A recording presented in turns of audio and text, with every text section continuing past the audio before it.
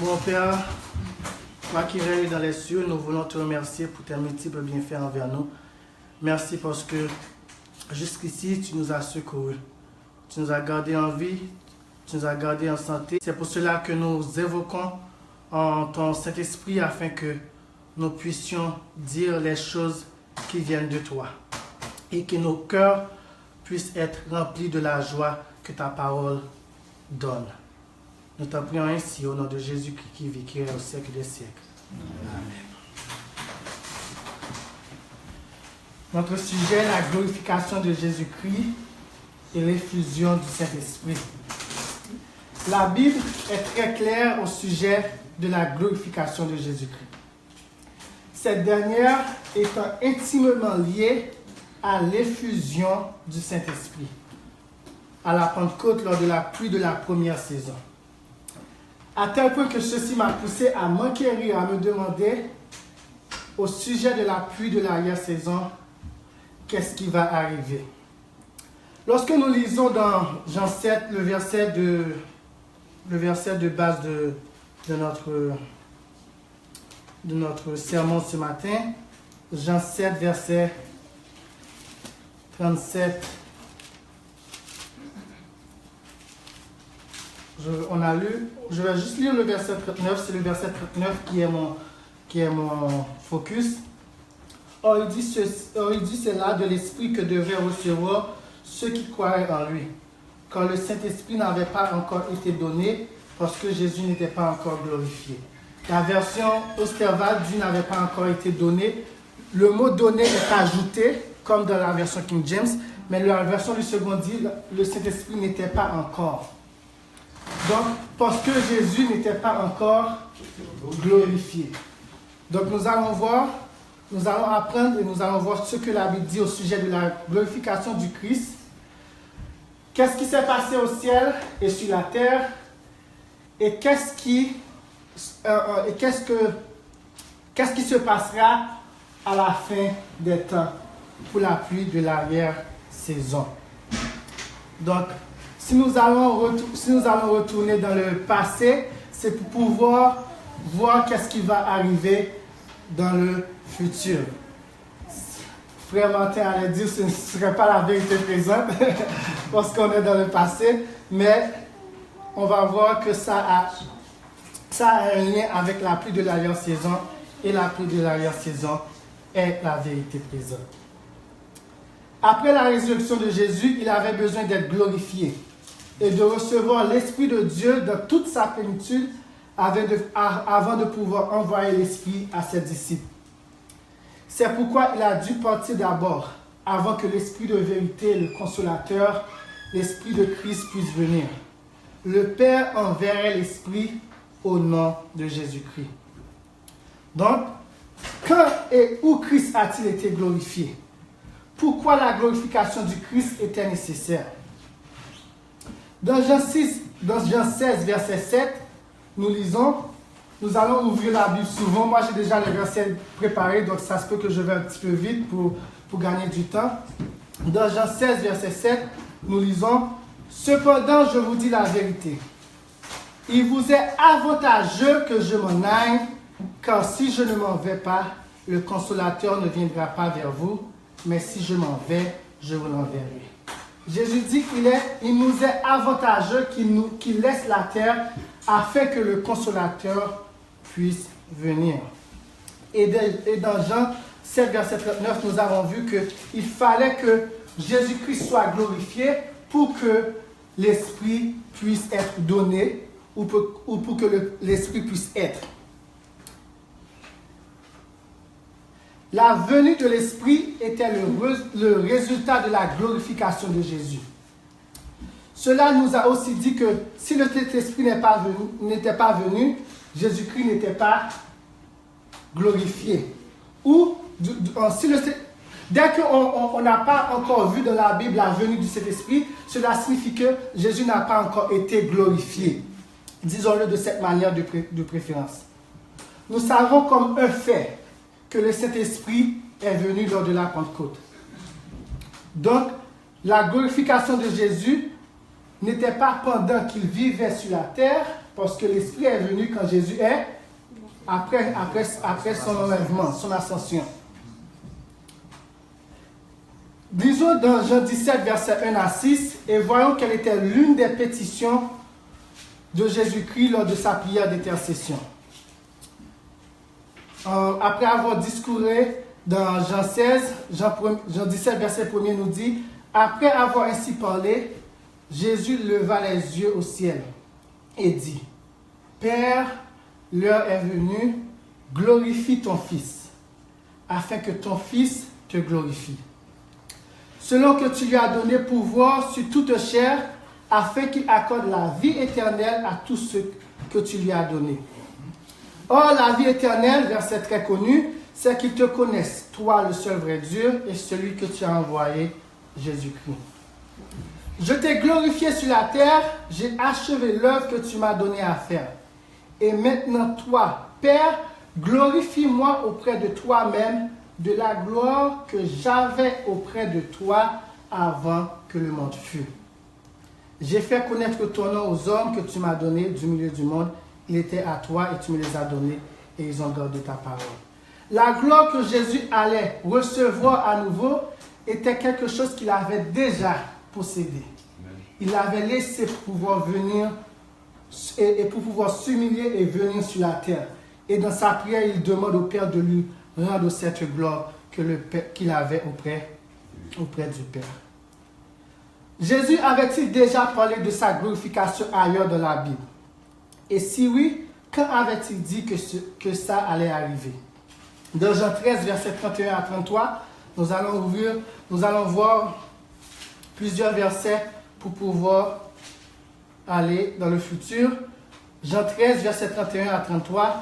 Lorsque Judas fut sorti, Jésus dit, « Maintenant le Fils de l'homme a été glorifié et Dieu a été glorifié en lui. » Si Dieu a été glorifié en lui, Dieu aussi le glorifiera en lui-même, futur. Et il le glorifiera bientôt. Mes petits enfants, je suis pour peu de temps encore avec vous. Vous me chercherez et comme j'ai dit aux Juifs, vous ne pouvez venir où je vais. Je vous le dis aussi maintenant. C'est pour cela qu'il commençait à donner son discours sur la venue du Consolateur, parce qu'il ne pouvait pas rester avec les disciples physiquement plus longtemps. Dans Jean 12, verset 23, je vais lire verset 23, 28, 30 et 32. Il dit, Jésus leur répondit, « L'heure est venue où le Fils de l'homme doit être glorifié. Père, glorifie ton nom. » Et une voix vint du ciel, « Je l'ai glorifié et je le glorifierai encore. » Jésus dit, « Ce n'est pas à cause de moi que cette voix s'est fait entendre, c'est à cause de vous. C'est à cause de nous que Dieu a parlé, que le Père a parlé, qui va glorifier son Fils à nouveau. Et moi, quand j'aurai été élevé de la terre, j'attirerai tous les hommes à moi. » Est-ce que vous avez entendu la voix de Dieu le Père parler à vous, chers frères et sœurs? Je l'ai glorifié. Comment? Par les miracles déjà accomplis. Non seulement par la gloire qu'il avait donnée avant que le monde fût, mais quand il était sur la terre, par les miracles que Jésus a accomplis. Dans Jean 14, verset 10 et 11, Jésus dit, « Le Père est en moi et c'est lui qui fait ses œuvres. Et le glorifiera de nouveau par sa mort, sa résurrection et le don de son Saint-Esprit. » Et si certains demandent pourquoi le nom du Père, c'est parce que tout ce que Jésus fait, c'est pour la gloire de son Père. Si quelqu'un n'honore pas le Fils, ils ne peuvent pas honorer le Père. Et Philippiens 2, verset 11 nous dit que tout ce que nous allons dire, nous allons donner gloire à Dieu, à la gloire, nous allons donner gloire au Christ, à la gloire de Dieu le Père. Donc, nous avons vu que Jésus a enseigné sur sa glorification et Jean 7, verset 39 nous a dit qu'est-ce qui devait arriver lorsque Jésus allait être glorifié. Maintenant, allons dans Acte 2, verset 2 à 4 et voyons quel événement manque la glorification de Jésus-Christ.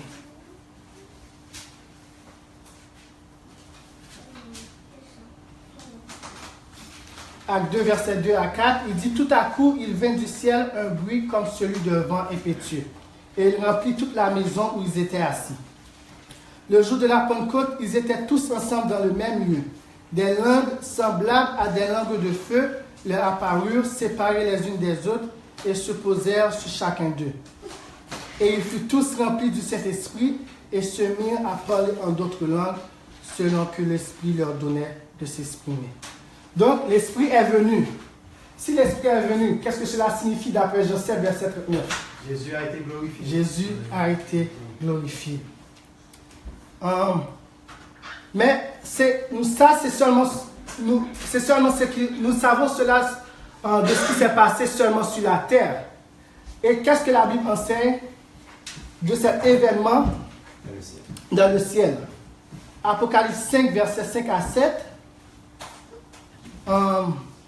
Et l'un des vieillards me dit, ne pleure point, voici le lion de la tribu de Juda, le rejeton de David, a vaincu pour ouvrir le livre et ses 7 sceaux. Verset 6, et je vis au milieu du trône et des 4 êtres vivants et au milieu des vieillards, un agneau qui était là comme immolé. C'est qui l'agneau de Dieu? Jésus, on est clair là-dessus. Continue, il avait 7 cornes et 7 yeux, qui sont les 7 esprits de Dieu envoyés par toute la terre. Ça, c'est de la glorification de Jésus-Christ que le verset est en train de parler, parce que l'Esprit de Dieu, de toute sa plénitude, est envoyé par toute la terre. Et dans Hébreux 1er, verset 8 à 9, nous lisons, mais il a dit au Fils, ton trône, ô Dieu, est éternel. Le sceptre de ton règne est un sceptre d'équité. Tu as aimé la justice et tu as haï l'iniquité. Quand est-ce que Jésus a haï l'iniquité de tout et a aimé la justice? C'était sur la terre qu'il était tenté par le péché, par Satan, mais il a haï l'iniquité de tout son cœur et il a aimé la justice. La Bible nous dit qu'il a lutté jusqu'au sang avec le péché, pour pouvoir contre les tentations, pour pouvoir avoir la victoire. C'est pourquoi, ô Dieu, ton Dieu t'a oint, symbole de l'Esprit Saint, d'une huile de joie au-dessus de tes égaux. Et maintenant, voyons ce que les apôtres ont enseigné sur la glorification de Jésus, Christ et la venue du Saint-Esprit. Acte 2, verset 31-33, Pierre dit, Dieu a ressuscité ce Jésus. Je lis de la version Osterval, et je vais vous laisser savoir pourquoi. Dieu a ressuscité ce Jésus, et nous en sommes tous témoins. Prévoyant cela, il a parlé de la résurrection du Christ, disant que son âme n'a point été laissée dans le sépulcre, et que sa chair n'a point senti la corruption. Après donc qu'il a été enlevé à la droite de Dieu et qu'il a reçu de son Père le Saint-Esprit qui avait été promis, il a répandu ce que vous voyez et que vous entendez maintenant. Ça, c'est Pierre qui parle. Et Acte 3, verset 13, verset Osterval, le Dieu d'Abraham, d'Isaac et de Jacob, le Dieu de nos pères, a glorifié son Fils Jésus, que vous avez livré et renié devant Pilate, quoiqu'il jugeât qu'il devait être lâché. Pierre nous dit que le Dieu de nos pères, de Jacob et Israël, a glorifié son Fils Jésus. De la version Louis II, vous allez voir, c'est son serviteur Jésus. Mais dans la version Osterval, c'est dit son Fils.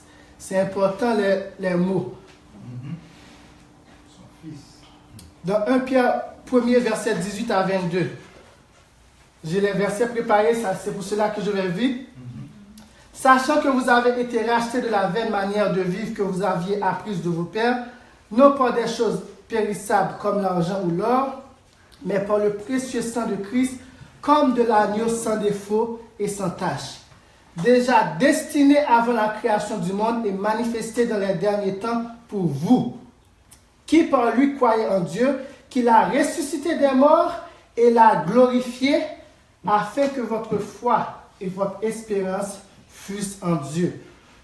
Ayant donc purifié vos âmes en obéissant à la vérité par l'Esprit, pour avoir un amour fraternel et sans hypocrisie. Aimez-vous les uns les autres d'un cœur pur, avec une grande affection. Une autre petite note. De la version Louis II, vous allez voir qu'il s'est dit « Et donc purifiez vos âmes en obéissant à la vérité ». De la version Steva, c'est dit « par l'esprit ». De la version Louis II, par l'esprit n'est pas là. Et je me rappelle lorsque nous avons eu l'école du sabbat sur Pierre, c'était une question dans notre classe, l'école du sabbat, comment peut-on faire ceci, purifier nos âmes en obéissant à la vérité? La version du second nous laisse savoir comme si c'est nous qui devions le faire. Mais la version Osteva nous dit que c'est par l'esprit que la purification de nos âmes va être réalisée. Paul lui-même a enseigné dans 1 Timothée 3, verset 16, et sans contredit, le mystère de la piété est grand. Celui qui a été manifesté en chair, justifié par l'esprit, vu des anges, prêché aux gentils, cru dans le monde, élevé dans la gloire. Donc, nous avons vu ce que Jésus a dit sur sa glorification et ce que les apôtres ont enseigné sur la glorification de Jésus-Christ et l'effusion de l'Esprit qui est intimement liée à cette glorification. Avant de lire certaines citations de l'Esprit de prophétie qui va rendre le sujet encore beaucoup plus clair, c'est nécessaire de voir les implications spirituelles de ce que nous avons étudié. Quelques questions. Comment se fait-il que le Saint-Esprit n'était pas encore donné? L'Esprit n'était pas-il ici présent à la création? L'Esprit n'inspirait pas-il les prophètes et les auteurs de l'Ancien Testament? Qu'est-ce qui était si différent lors de l'effusion du Saint-Esprit à la Pentecôte? C'était comme si l'Esprit n'avait jamais encore été présent.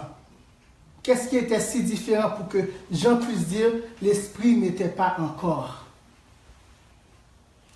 L'Esprit qui n'était pas encore, nous allons voir, c'est l'Esprit qui avait été promis.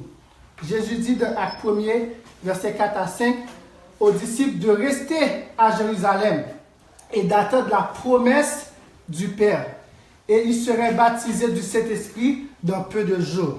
Vous pouvez lire aussi Luc 24, verset 49 et Luc 11, verset 13, pour ceux qui prennent les références. Dans Acte 2, verset 33, nous avons lu, il dit et qu'il a reçu de son Père le Saint-Esprit qui avait été promis. Dans Galates 3, verset 14, Paul nous dit, afin que la bénédiction promise à Abraham se répandît sur les gentils par Jésus-Christ et que nous ressuscitions par la foi l'Esprit qui avait été promis.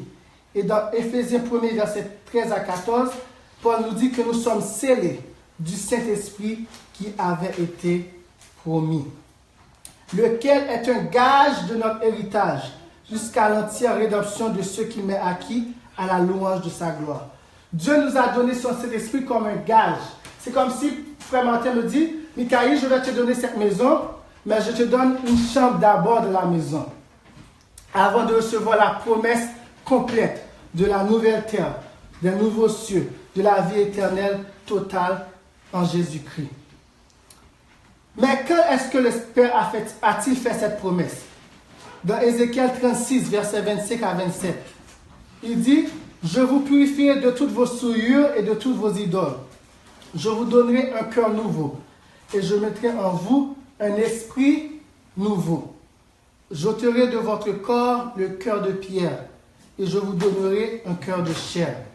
Je mettrai en vous mon esprit, et je ferai que vous marchiez dans mes statuts et que vous gardiez mes ordonnances pour leur pratiquer. » La mort de Jésus était la confirmation de la nouvelle alliance, ou l'alliance éternelle. Et cette nouvelle alliance nous a apporté de nouvelles bénédictions. Une de ces bénédictions est l'adoption. L'adoption par l'Esprit de son Fils est ce que Dieu a eu de meilleur pour nous en faisant référence à Hébreux 11, verset 39. Galates 4, verset 6 nous dit « Parce que vous êtes fils, Dieu a envoyé dans nos cœurs l'Esprit de son Fils. » Et dans Romains 8, verset 15, je lis dans la version Martin, « Quand vous n'avez point reçu un esprit de servitude pour être encore dans la crainte, mais vous avez reçu l'esprit d'adoption, par lequel nous crions Abba, c'est-à-dire Père. Dans sa nouvelle vie divino-humaine, Christ a mené le bon combat quand il était sur la terre. Il a eu la victoire sur le péché et sur la mort. Il a été obéissant à son Père jusqu'à la mort, même jusqu'à la mort sur la croix. Il a été plus que vainqueur sur tous les fronts de bataille contre Satan durant sa vie. Il a fait tout cela pour chacun de nous. Et cette vie, son esprit victorieux, Jésus nous a dit, dans Jean 6, verset 66-67, les paroles que je vous dis sont esprit et vie. Cette vie, son esprit victorieux, le Père nous le donne en cadeau afin que nous marchions selon l'esprit et que nous puissions affectionner les choses de l'esprit et produire le fruit de l'esprit. Vous voyez pourquoi il est important d'avoir cette vie en nous? Cette vie victorieuse que Jésus a menée, a gagnée. Ainsi, nous pouvons être certains que celui qui est en nous est plus grand que celui qui est dans le monde. 1 Jean 4, verset 4. Quand Jésus a vaincu le monde. Jean 14, verset 33, il nous l'a dit, j'ai vaincu le monde. Parce que Christ vit en nous, vit en moi, vit en toi. Galates 2, verset 27, nous sommes plus que vainqueurs. Romains 8, verset 33. Vous voyez comment l'importance d'avoir cet esprit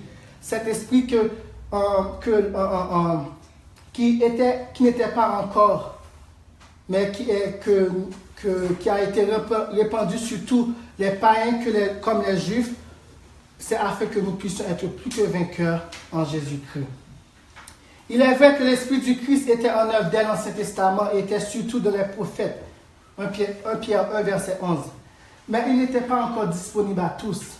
Il manquait un élément. C'est pour cette raison que Jean nous dit que l'Esprit n'était pas encore donné, quand Christ n'était pas encore glorifié. Jésus n'avait pas encore connu cette expérience humaine. Il n'avait pas encore lutté contre le péché jusqu'au sang. Il n'avait pas encore aimé la justice et haï l'iniquité. Donc, il ne pouvait pas impartir à ces hommes et femmes de l'Ancien Testament ce qu'il n'avait pas lui-même encore eu et gagné en leur faveur. Son sacrifice expiatoire n'était pas encore une réalité, mais tout simplement une promesse. Tous les actes de l'Ancien Testament que Dieu a fait, c'était sur sa promesse. Lors de sa première venue, ayant été tenté en toutes choses, sans connaître de péché, ayant souffert durant les tentations qu'il a résistées, Jésus peut maintenant secourir ceux qui s'approchent de Dieu par lui et qui sont tentés puisqu'il est capable maintenant de compatir à nos faiblesses. Hébreux 2, verset 18, 4 verset 15, 7 verset 25. Avant son incarnation, il pouvait compatir par amour. Mais après son incarnation, il peut non seulement compatir par amour, mais aussi par expérience. Il a vécu cette vie, une vie sur cette terre. Après avoir été glorifié ou exalté par son Père, en son corps divino-humain ressuscité, il est devenu le dernier Adam ou le second homme et est devenu un esprit vivifiant, un esprit qui donne la vie et tiré du ciel. 1 Corinthiens 15, versets 45 et 47. Et nous donne cet esprit-là, cet esprit vivifiant. Il peut à présent vivre en nous. C'est le mystère de l'évangile que Dieu avait caché de tous les âges, mais qu'il a révélé après la résurrection de Jésus au sein, savoir Christ en vous, l'espérance de la gloire. Colossiens 1er verset 26 à 27. L'humanité de Jésus-Christ est tout pour nous, chers amis.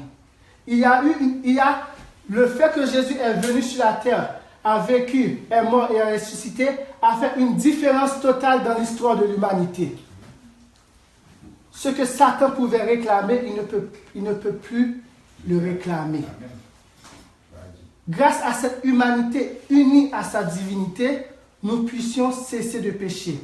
Car il est écrit, car il est celui qui peut nous préserver de toute chute. Jude 1er verset 24. Quand il demeure en nous, Jean 15 verset 4, et nous savons qu'il demeure en nous par son esprit qu'il nous a donné, par cet esprit vivifiant, cet esprit victorieux qu'il nous a donné. 1 Jean 3 verset 24, 4, verset 13. Je fais que citer les versets. On ne peut plus pécher parce qu'on est né de Dieu. 1 Jean 3, verset 29. Et si on tombe, ce n'est pas parce qu'il n'est pas puissant pour nous garder de tomber, mais parce que nous ne demeurons pas en lui. Car quiconque demeure en lui ne pêche point. Quiconque pêche ne l'a pas vu et ne l'a pas connu. 1 Jean 3, verset 6. Je sais que la barre est haute lorsque je dis cela. Mais l'Esprit de Dieu est celui qui va nous purifier pour que nous puissions rester pour que Dieu puisse dire, voici le peuple qui garde les commandements de Dieu et qui garde la foi de Jésus. Parce que Dieu doit dire à Satan, voici mon peuple qui puisse garder le commandement de Dieu, qui ne viole pas la loi, qui ne pêche point. Dieu va être en mesure de le dire, chers frères. C'est soit que nous laissions imprégnés par son esprit pour qu'il puisse travailler en nous, pour qu'il puisse nous donner la victoire, ou nous disons, oh, nous ne pouvons pas. Et nous écoutons les suggestions de l'ennemi de Satan qui dit que vous ne pouviez jamais avoir la victoire sur le péché. On ne peut pas par nous-mêmes, mais par l'Esprit de Dieu, oui, nous le pouvons. Et si nous nous soumettons, oui, nous l'aurons. Amen. C'est ce que Dieu a pourvu de meilleur pour nous. C'est d'être en mesure de posséder l'esprit consolateur de son Fils et être appelé fils de Dieu. Car tous ceux qui sont conduits par l'Esprit de Dieu sont fils de Dieu. Romains 8, verset 14. Car la promesse est pour vous. Non seulement pour nous, mais pour vos enfants, pour nos enfants. Et pour tous ceux qui sont au loin. Et en aussi grand nombre que le Seigneur, notre Dieu, les appellera. Croyez-vous en la promesse de Dieu? Amen. Tout ceci a fait que ces hommes et femmes de foi ne parviennent pas à la perfection sans nous. Hébreux 11, verset 40. Chers amis, il est important que nous nous soumettons à l'Esprit de Dieu pour qu'il puisse faire le travail qu'il doit faire. Paul nous dit qu'il est celui qui a commencé le travail, il est en mesure de le finir. Il est, j'ai oublié le mot, le commencement et l'instigateur de notre foi. Maintenant, nous allons lire quelques citations de l'esprit de prophétie pour démontrer tout ce que nous avons, non, pas pour démontrer, mais pour collaborer avec tout ce que nous avons vu dans la Bible. La Bible premièrement et maintenant l'esprit de prophétie pour voir encore plus en détail. Nous lisons dans Sign of the Time, le 17 mai 1899, le titre de l'article est The Promise of the Spirit, la promesse de l'Esprit. L'ascension triomphale du Christ au ciel était le signal que ses disciples recevraient la bénédiction promise. Pour cela, ils devaient attendre avant d'entreprendre le travail sans la présence visible de leur maître bien-aimé. Pendant qu'ils étaient encore avec eux, il a ordonné qu'ils ne partent pas de Jérusalem, mais qu'ils attendent la promesse du Père qui, dit-il, vous avez entendu parler de moi, car Jean a véritablement baptisé d'eau, mais vous ne serez baptisés du Saint-Esprit que dans quelques jours. Écoutez ceci maintenant. Quand Christ est entré dans les portes célestes, il a été intronisé au milieu des chants de millions d'anges. Dès que cette cérémonie a été achevée, cette cérémonie d'intronisation, le Saint-Esprit est descendu sur ses partisans dans des courants riches selon la promesse du Christ. Et ils ne sont plus des orphelins. À quelle vitesse Christ a accompli sa promesse? C'était dans 10 jours. La montée de Jésus et la Pentecôte, c'était 10 jours en tout. À quelle vitesse Christ a accompli sa promesse et a envoyé des cours célestes, la garantie de son amour.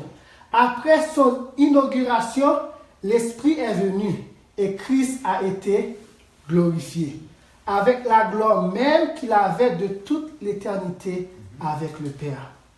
Pendant son humiliation sur cette terre, l'Esprit n'a pas descendu avec toute son efficacité. Et Christ a déclaré que s'il ne partirait pas, il ne viendrait pas. Mais que s'il était parti, il l'enverrait. C'était une représentation de lui-même. Sir Watt a cité Jean 16, verset 27, et elle dit que c'était une représentation de lui-même, de Christ. Et après avoir été glorifié, il était manifeste. L'Esprit était manifeste. Nous lisons dans Sign of the Time, 3 octobre 1892, paragraphe 3. La foi apporte la lumière. Si nous sommes enseignés par Dieu, nous prions conformément à sa volonté révélée et de la soumission à sa volonté que nous ne connaissons pas. Nous devons faire des supplications selon la volonté de Dieu en nous appuyant sur la parole précieuse et en croyant que, écoutez ceci, le Christ n'est pas seulement donné pour ses disciples, ne s'est pas seulement donné pour ses disciples, c'est-à-dire à la croix mourir pour eux, mais à ses disciples. Christ en vous, l'espérance de la gloire. Christ, si je vis, ce n'est plus moi qui vis, c'est Christ qui vit en moi. Il s'est donné à moi, à vous aussi, à ses disciples. Le témoignage déclare, il a soufflé sur eux et leur a dit, recevez le Saint-Esprit. Jésus attend de souffler sur tous ses disciples et leur donner l'inspiration de son Esprit sanctifiant et transfuser l'influence vitale de lui-même à son peuple. Il voudrait qu'ils comprennent qu'ils ne peuvent dorénavant plus servir deux maîtres. Leurs vies ne peuvent pas être divisées. Le Christ doit vivre dans ses agents humains et travailler à travers leurs facultés et agir pour nous, Jésus-Christ. Leur volonté doit être soumise à sa volonté. Ils doivent agir avec son esprit afin que ce ne soit plus eux qui vivent, mais le Christ qui vit en eux. Jésus cherche à les convaincre de l'idée qu'en donnant son Esprit Saint, il leur donne la gloire que le Père lui a donnée, afin que lui et son peuple puissent être un en Dieu. Jésus veut nous donner la gloire que son Père lui a donnée, chers amis. Voulez-vous recevoir cette gloire? Amen. Notre voix et notre volonté doivent être sous la soumission de la volonté de Dieu, sachant qu'elle est sainte, juste et bonne.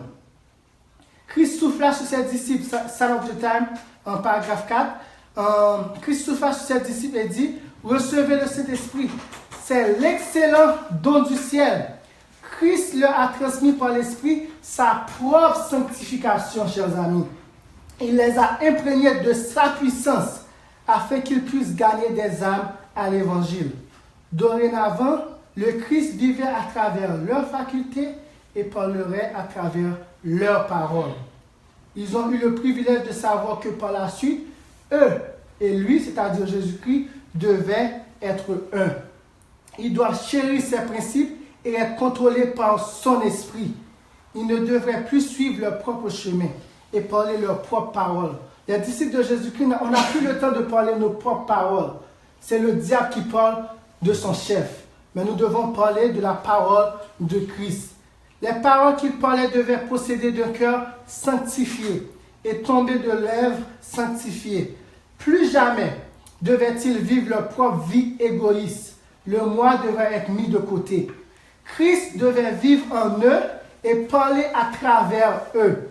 Il leur donnerait la gloire qu'il avait avec le Père afin qu'eux et lui peuvent être un en Dieu. General Conference Bulletin, 1er octobre 1899, Christ notre exemple.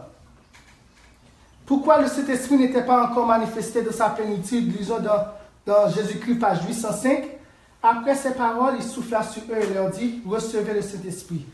Ceux à qui vous pardonnerez les péchés, ils leur seront pardonnés. Et ceux à qui vous les retiendrez, ils leur seront retenus. Le Saint-Esprit ne s'était pas encore manifesté dans sa plénitude quand le Christ n'était pas encore glorifié. Nous avons vu ça. L'effusion abondante de l'Esprit n'eut lieu qu'après l'ascension du Christ. Tant que les disciples ne l'avaient pas reçu, ils n'étaient pas à même de prêcher l'Évangile.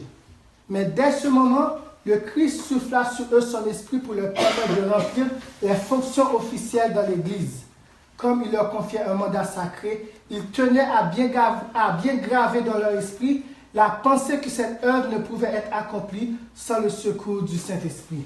Le début de la propagation de l'Évangile ne pouvait pas être fait sans le secours du Saint-Esprit. Que dirait-on de la fin?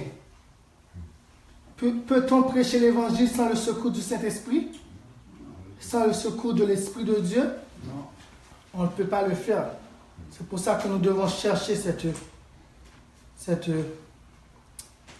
puissance. Nous devons la demander. Nous devons la demander. Amen. Dans les paraboles de Jésus, nous lisons ceci.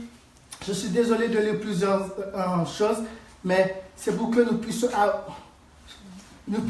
voir la nécessité de l'Esprit de Dieu en nous. C'est quand on la recherche, c'est le Saint-Esprit qui nous fait connaître la valeur de la perle de grand prix. C'est quand on la recherche avec ferveur jusqu'à ce qu'on l'ait trouvée que le Saint-Esprit manifeste sa puissance. Je saute quelques phrases, mais après l'ascension du Christ, son élévation au trône et l'inauguration de son œuvre de médiation furent marquées par l'effusion du Saint-Esprit. Au jour de la Pentecôte, l'Esprit fut donné. Lorsque les apôtres proclamèrent la gloire du seul Fils engendré du Père, 3000 âmes se convertirent. Le Christ fut exalté et glorifié par la puissance de Dieu qui reposait sur l'homme. La révélation du Christ par l'Esprit leur permit de comprendre toute l'étendue de sa puissance et de sa majesté. Chaque chrétien voyait en son frère l'image de l'amour divin. Pas le moment où on pointe les péchés de nos frères si on ne l'appelle pas à la repentance. Un seul intérêt prévalait dans l'Église, éclipsant tous les autres. Refléter le caractère du Christ et travailler à l'édification de son royaume. Et ceci sera nécessaire pour la fin des temps. L'Esprit de Christ, c'est nécessaire de lire cette partie. La multitude de ceux qui avaient cru n'était qu'un cœur et qu'une âme. Les apôtres rendaient avec beaucoup de force témoignage de la résurrection du Seigneur Jésus et une grande grâce reposait sur eux tous. Et le Seigneur ajoutait chaque jour à l'Église ceux qui étaient sauvés. L'Esprit du Christ animait toute l'assemblée quand chacun avait découvert la perle de grand prix. Quel esprit animait toute l'assemblée? L'Esprit de Christ. L'Esprit de Christ. Ces scènes doivent se renouveler avec une plus grande puissance encore. Quand l'effusion du Saint-Esprit au jour de la Pentecôte n'était que la pluie de l'automne ou la pluie de la première saison, mais la pluie du printemps ou la pluie de l'arrière-saison sera plus abondante. L'Esprit attend que nous aspirions à le recevoir. Le Christ doit être une seconde fois révélé dans sa plénitude par la puissance de l'Esprit. Et une dernière citation, dans Review and Herald, 29 novembre 1892, l'œuvre du Saint-Esprit est infiniment grande. C'est de cette source que le pouvoir et l'efficacité viennent à l'ouvrier de Dieu. Et le Saint-Esprit est le consolateur, comme la présence personnelle du Christ à l'âme. Amen. Ceux qui nous disent, oh, vous croyez dans une force peut-elle nous donner la présence, du Christ à l'âme? Non, chers amis. C'est l'Esprit de Jésus-Christ lui-même, comme la présence personnelle du Christ à l'âme. Celui qui regarde le Christ dans une foi sainte et enfantine participe à la nature divine par l'action du Saint-Esprit. Quand il est conduit par l'Esprit de Dieu, le Saint-Esprit, le chrétien peut savoir qu'il est rendu complet en lui, qui est le chef de toutes choses. Écoutez ceci. Comme le Christ a été glorifié au jour de la Pentecôte, il sera de nouveau glorifié dans l'œuvre finale de l'Évangile, lorsqu'il préparera un peuple à subir l'épreuve finale, lors du conflit final de la grande controverse. Chers amis, Jésus-Christ est en train de se préparer d'être glorifié à nouveau. Et il est en train de préparer un peuple pour subir l'épreuve finale qui va s'abattre sur nous très bientôt. C'est notre décision personnelle que nous participions à la glorification de Jésus-Christ ou ce sera pour notre honte et notre perte. alors que nous allons manger le repas du Seigneur, chers amis, que ce soit la prière de chaque personne ici d'être une vase sainte qui peut recevoir l'Esprit Saint de Dieu afin que Jésus-Christ puisse être encore glorifié comme à la Pentecôte et que toute la terre puisse être éclairée de sa gloire. Que le Seigneur vous bénisse, chers frères. Amen. Amen.